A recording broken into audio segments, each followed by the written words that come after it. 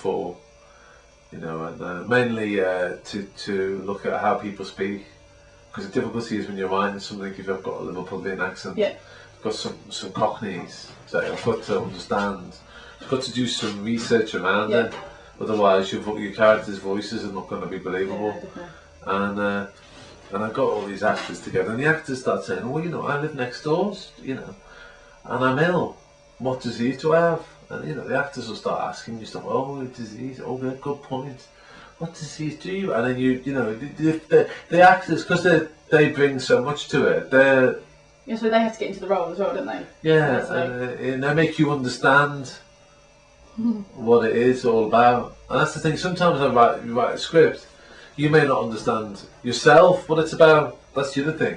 Well, you know, gradually. I suppose the other thing after, like I was saying afterwards, it just kind of builds together after you kind of, like the other people come in to help. Well, you might not understand totally what the story, the narrative is. You know, you might have said, "Oh, he's born, he lives, he dies," type thing, but the reasons as to why and how, you know, sometimes you just let you understand those as you work on the film. Don't you think? Do you know? Yeah, no, definitely. Because you don't have all the answers.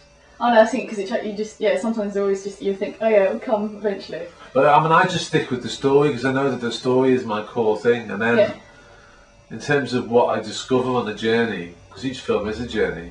You know, I'll discover more about the story somehow, more about the world, because it sort of forces you to look at other worlds and look at people and how they live and their lives, and it's really interesting, especially when you do the live action side.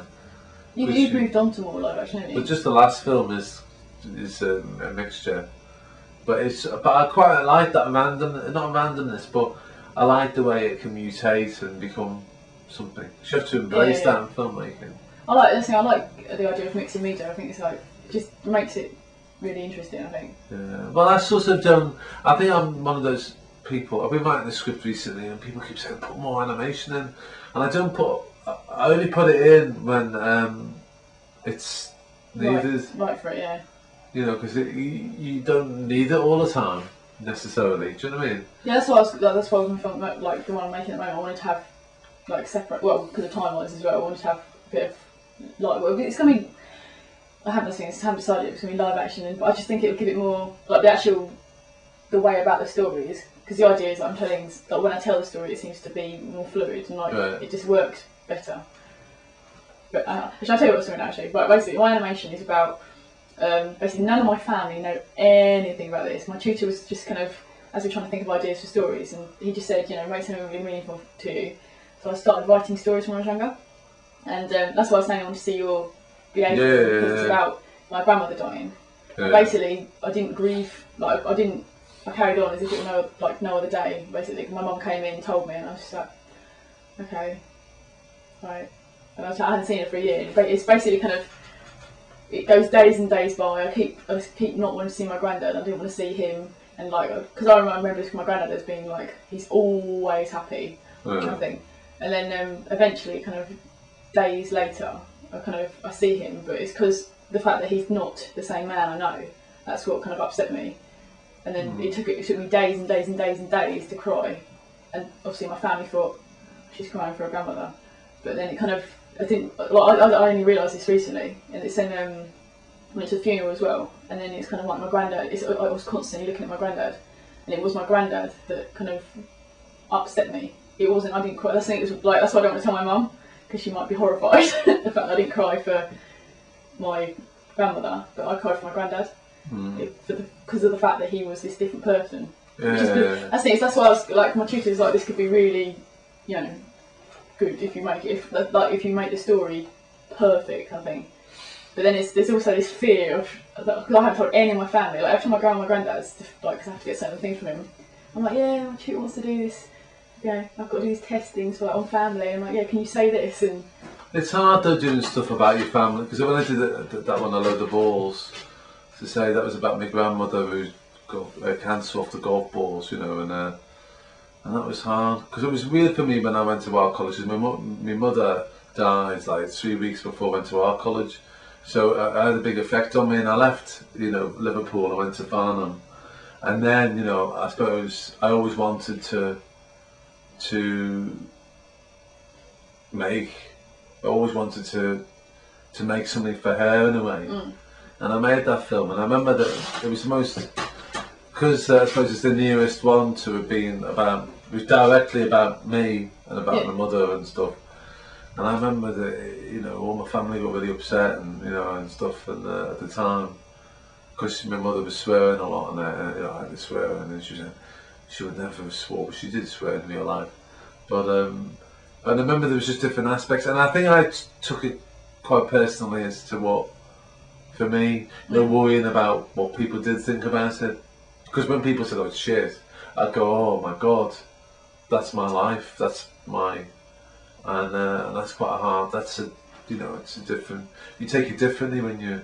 That is rare. So I mean, and that's the thing. All the other things I've done have always been like different, you know, mixtures of things, not necessarily directly reality or my reality. And I think it's hard when you make films directly about you. That's the for you to do yourself, because it's so much. Yeah, definitely. It's really weird. It's just like, it's because like I don't know if it's. I think my tutor, because then I started kind of looking to suppress the emotion and things like that, and then I don't know. Then I started getting stories from other people, kind of how. I mean, this one bloke in my uni, he's like an older fellow who comes in and does the game design, but he told me a story about kind of has to, when something's funny, he won't laugh. He has to think about it, and then because everyone else is laughing, he has.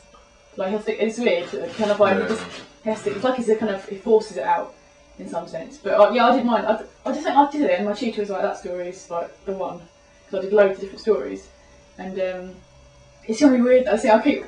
My tutor kept saying to me, "You've got to have to tell." Like, or he said to me about, because my granddad says a line, because he always called, my granddad always called me Ducky.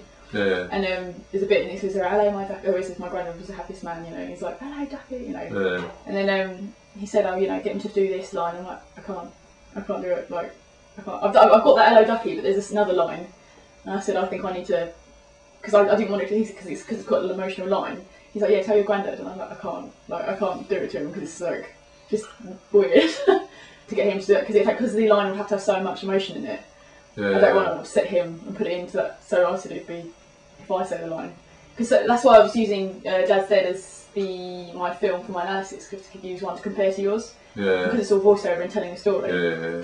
And going back in parts as well, because I'm telling. The idea is basically there's kind of the live action type thing piece where I'm very jerky and stiff because I'm very not wanting to tell the story. That's the idea. It's kind of very awkward for me because I find it, because that's the thing. My nan died in 2004, I think, and I've only just told this story now. Like, no one knows. Like, it's just going to come out. And the idea is it's very kind of just, I don't know, very stiff when I'm and I'm talking about something, and then it'll go into, and it seems to come out like more, just flows a bit more. And that's when it comes into hand drawn, and it kind of comes back, and it'll jog back to going, you know, me talking. And sometimes it'll come, my granddad will say something, and my dad might sometimes say something. But I've got to be I'm really weary about how I'm like. But you're there to try. If you transposed it, like, you know, whether the granddad is the grandmother, then it wouldn't be the direct story anymore. Do you know what I mean? You change the accents, it'd be something different again. And that's the thing. If then you know, I mean, that's what a lot of writers do, isn't it? Well, that's the thing. I said to my tutor, I said about getting, because I personally rather have someone do the voice. But then the two of my tutors were like, "No, it'd be so much better if you did the voice." And I was like, "Really?" Because the emotion bit is there, but then I'm not an actor, so it's difficult because I want it to sound really good as well.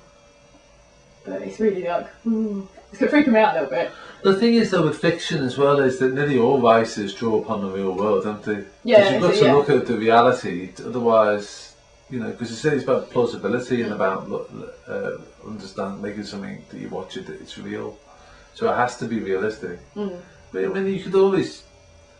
I think I might try using someone else and just see. I could always try me and then try. I don't know. Like every time I've done like an animatic, I hate my voice. I'm just like, Well, I do a rough one and then live with it and see. Yeah, I think I've done it on like my digicam, like just talk through it and then put, I just don't like it. I don't know if it's just sound, because it sounds scratchy and horrible. It's not like a proper studio, but it's really, I don't know, scary to do. It's because I don't want, like, I don't know what my mum will think. Like, I'm not sure she'll think she could be totally. Because basically, what happened is kind of my mum and my grandmother didn't speak for 8. It's all something stupid over. I didn't get an 18th birthday card or something. She remembered all my cousins, which was right near, and, and then my mum rang up and said, and my mum's got this issue with her being, because she's got 5 sisters, 4 sorry.